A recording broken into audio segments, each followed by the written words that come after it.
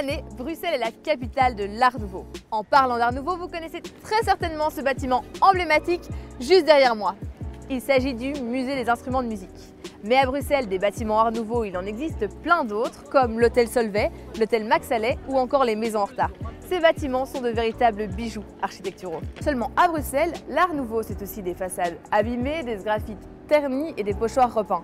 Vous demandez très certainement pourquoi? Eh bien, parce que entretenir un bâtiment classé, cela a un coût, et pour des propriétaires privés, ce n'est pas toujours évident de trouver les fonds nécessaires à leur rénovation. L'Art Nouveau, habituellement, met en avant la flore et la faune. On retrouve sur les murs et les façades des maisons des ornementations, comme les graffitis qui sont caractéristiques de ce mouvement architectural. Parfois, ce n'est pas au plus vraiment le cas.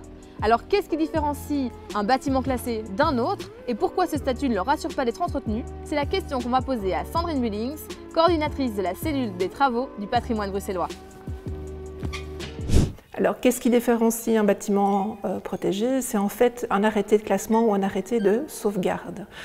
Ces deux types de protection engendrent le fait que quand il y a des travaux, ceux-ci sont subsidiés par Urban pour la remise en état des transformations. Donc, ce qui donne droit à ce statut, c'est le fait qu'un arrêté soit pris par le gouvernement qui va en fait statuer sur quelles sont les parties qui sont protégées. Ça peut être par exemple être les façades, ça peut être les toitures, ça peut être certaines parties intérieures du bâtiment, comme par exemple une cage d'escalier, des éléments de décor intérieur.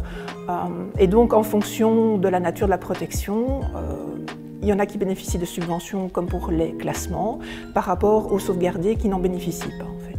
En réalité, ces maisons abîmées ont été achetées il y a 30 ou 40 ans pour une bouchée de pain. Leurs propriétaires n'ont donc pas forcément le budget nécessaire pour effectuer des travaux, surtout au vu des exigences qu'imposent les rénovations d'un patrimoine classé. Heureusement, les maisons Art Nouveau n'ont pas toutes été délaissées, il reste encore de très belles architectures qui ont su conquérir le cœur de connaisseurs. C'est le cas de la maison Cauchy qui a été rachetée par une famille belge et qui est actuellement en rénovation. Bienvenue à la maison Cauchy, Thierry de Malinari. Merci beaucoup. Rentrez.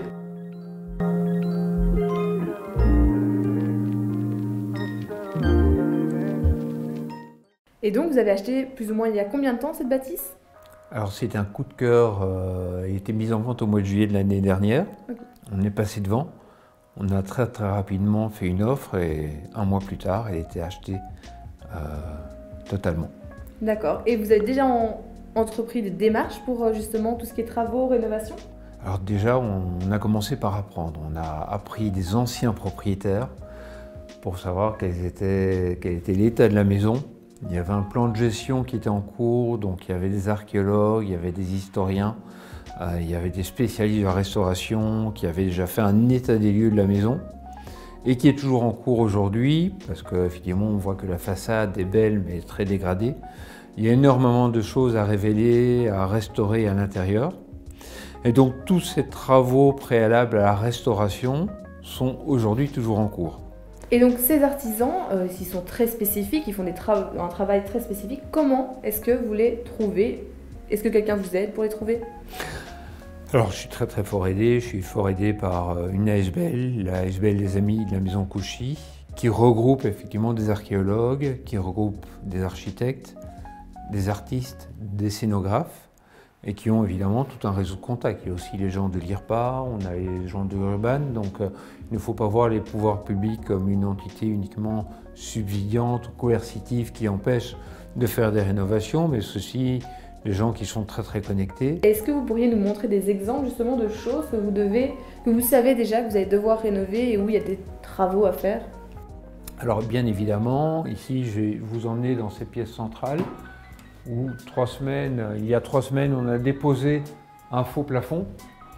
Et en enlevant ce faux plafond, eh bien, vous voyez, on a découvert en dessous une toile marouflée.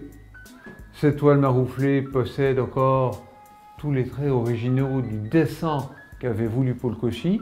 Et donc aujourd'hui, il y a une question qui va se poser. Est-ce qu'on va pouvoir réutiliser cette toile? Est-ce qu'on va réentoiler? Mais dans tous les cas, maintenant que la fresque et le dessin original est connu, on va pouvoir la refaire, en tout cas à l'identique. Ce sont des travaux que l'on prévoit sur 5 ans.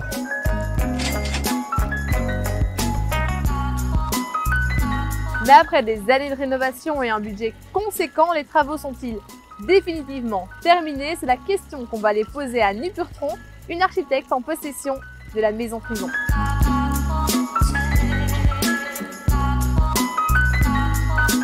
Il y a énormément de travail qui s'était effectué. C'est pris quand même 1 an pour nettoyer, ensuite 4 ans pour restaurer tous les meubles. Il y a plus de 300 meubles dans la maison. Donc il y a pas mal de meubles que moi j'ai achetés dans les salons de vente et aussi en grande partie avec l'acquisition de la maison. Et maintenant on est dans la dernière phase de la restauration, c'est les fresques.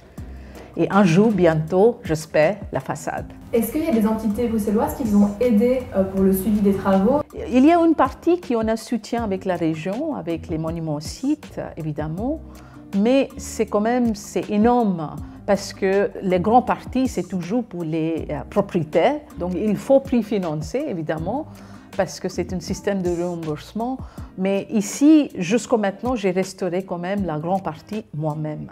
Pour tous les meubles, j'ai 0 subside. C'est moi-même qui ai restauré tout ça. Même pour le décapage, il n'y a aucun subside. C'est moi-même qui ai décapé toute la maison. Ce patrimoine, c'est important. C'est la 12e maison de Victor Horta. Et je pense qu'il faut restaurer, préserver et partager cette belle demeure avec les grands publics. Les propriétaires privés sont donc de grands passionnés, mais ils ne sont pas seuls. Il y a des entités comme Urban Brussels pour les aider dans leur démarche et les financer. Ils bénéficieront d'une aide allant de 40 à 80% sur le montant de leurs travaux. 80%, cela peut sembler énorme, sauf que le prix des rénovations d'une maison peut coûter entre 2 à 3 millions d'euros, ce qui est parfois le double, voire le triple du prix d'achat. Et quand on sait qu'il y a une obligation légale d'entretenir un bien lorsqu'il est classé, on est bien content que des propriétaires privés osent les rénovations et ouvrent leur maison au public.